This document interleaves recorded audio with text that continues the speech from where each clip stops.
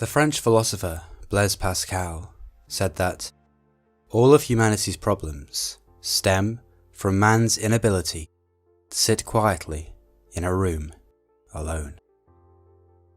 In this video, I'll be seeing if Blaise Pascal was right. One's room should be a sacred place, a calm refuge from the storm of the outside world. The psychotherapist Alfred Adler proposed that all problems are interpersonal relationship problems. When you are alone, these problems are reduced, unless you take out your phone and go on social media. Now you have problems. That person who hasn't messaged you back, that person who seems to be having a better life than you, that person whose text message can mean many things, but you decide to only focus on the negative interpretations. Your phone can be a source of suffering because it stimulates interpersonal relationship problems. But if you put the phone away, you realize you have no problem. You are simply sitting quietly in a room, alone. Sitting alone without distraction is beneficial to one's character. The mind has less stimulation, so it will try to convince you that you have many things to do and you can't afford the time to sit quietly. Sitting alone brings out the mind's dysfunction. When all you are doing is sitting, the mind will make you feel guilty, fidgety, and uptight. It won't leave you alone. In fact, you aren't alone. You have an annoying roommate who can't stop making you feel guilty and worthless. Sitting alone brings out the worst of your mind and gives space for you to have a profound realization. You realize that the mind is an incessant troublemaker. It feeds off problems, and when it isn't being stimulated, it lashes out. This means the mind isn't a friend. Your mind wants you to worry and stress about the future and beat yourself up over the past. But all you want to do is sit quietly. Who is this you? This you is consciousness itself. You are the being in human being. The human part is the ego, the part that identifies with the world of form, people, places, and objects. When you are sitting alone, tap into being and drop the human. In a busy world that has been built from the collective mind-based consciousness of humanity, seeking out things is the mind's default mode. But as Eckhart Tolle explains, nothing out there will ever satisfy you, except temporarily and superficially. But you may need to experience many disillusionments before you realize that truth. Retreating from this collective mind pattern of seeking, worrying, and doing for the sake of future fulfillment will bring peace into your life. You don't have to arrive anywhere. You have already arrived. This is it. Of course, you will stand up and do things sooner or later, but your presence will stay with you. You can make plans for the future, but you can make those plans fully in the now. When the storm of thinking has passed, sitting quietly in a room can give you a taste of being. And if you sit quietly often, you will remember instinctively that you have that peaceful refuge inside you. It has nothing to do with being alone in a room. The peace you experience with a quiet mind is accessible to you at any moment. When you're in a traffic jam, waiting for the bus or walking to school or work, you can take a few moments to rest in being. Feel the aliveness of your inner body and listen to the silence that is ever present behind even the loudest sounds. This access to being is the only thing that can keep you sane in a mad world. You are either sitting, standing, or lying down somewhere.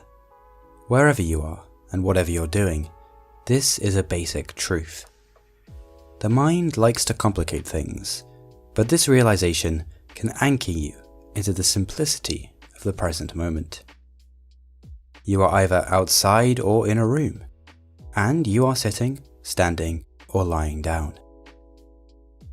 Isolate the moment you are in to just this, in a room, sitting. The peacefulness and joy of your being can blossom. There are no problems. Your mind creates problems. Haven't you noticed that when one problem is dealt with, another one instantly appears to take its place? The mind is fueled by problems, but there is no problem in being. Sitting on your own is vital training for interpersonal relationships. If you can't be still and calm when on your own, how can you be still and calm when conflict arises? In an argument with another, you feed off each other's egos and react continuously. You identify with your mental position. You believe you're always right because your mind can't afford to be wrong. If you are wrong, your mental position comes crashing down, and the illusionary self you believe in will collapse. A fully conscious person doesn't identify with the self. As Eckhart Tolle explains, you can't have an argument with a fully conscious person. End quote. It is vital to have a stable inner space and a calm mind. Seneca explained that the mind must be given relaxation. It will rise improved and sharper after a good break. Just as rich fields must not be forced, for they'll quickly lose their fertility if never given a break. So constant work on the anvil will fracture the force of the mind. Constant work gives rise to a certain kind of dullness and feebleness in the rational soul. End quote. This relaxation Seneca refers to isn't when you watch the TV, have a bath, or listen to music. If these things are done unconsciously, without full attention in the present moment, these forms of relaxation are means of blocking the voice in our head. See my video, The Background Static, for more on this. You can have a bath consciously, and these forms of relaxation can be a means of resting in being. But no external thing should be relied upon to relax. Otherwise, most of the time we aren't relaxed, which is detrimental to our well-being. Marcus Aurelius argued, "If you seek tranquility, do less." End quote. Therefore, sitting quietly in a room is the ultimate means of relaxing. It trains you to relax without stimulation, which is a superpower. This relaxation consists of acceptance of the present moment, whatever form it takes. As Eckhart Tolle explains, acceptance looks like a passive state, but in reality, it brings something entirely new into this world. That peace, a subtle energy vibration, is consciousness. End quote. Therefore, Blaise Pascal was right. All of humanity's problems stem from man's inability to sit quietly in a room, alone. When these words resonate, they can have a profound impact on your life. So next time you enter your room, sit down and be quiet for a few minutes. Listen to the sounds outside the window. But pay particular attention to the silence these sounds emanate from. These gaps of silence enhance your inner stillness. Eckhart Tolle explains that the equivalent of external noise is the inner noise of thinking. The equivalent of external silence is inner silence. Look around your room. Without labels and judgments from the mind, the objects in the room appear new and fresh. Everything is still and silent. And notice that these objects are within the space of your room.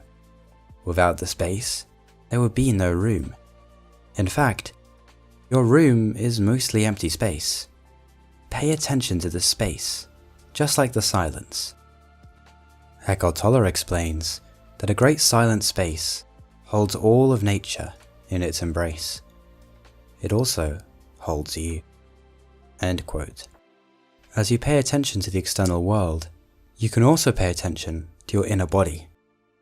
Are there any unpleasant emotions or aches and pains? Hold them gently in your attention. Surrender to them as they are what is in this moment. Feel your hands, your feet. Is there a light tingling in your toes, your fingers? Where is the problem in this moment? Can you rest in this state without listening to the thoughts in your head? Be the watcher of the thoughts. They come and go just like the sounds you listen to. Treat them just like sounds, part of the contents of experience. You don't believe the sound of a car is you? Then don't believe a thought is you. The more you take this quiet time alone, the better you will be at resting in present moment awareness. When this video ends, before you get up and do something, take some time to be. Just be and see how you feel. It only takes a moment.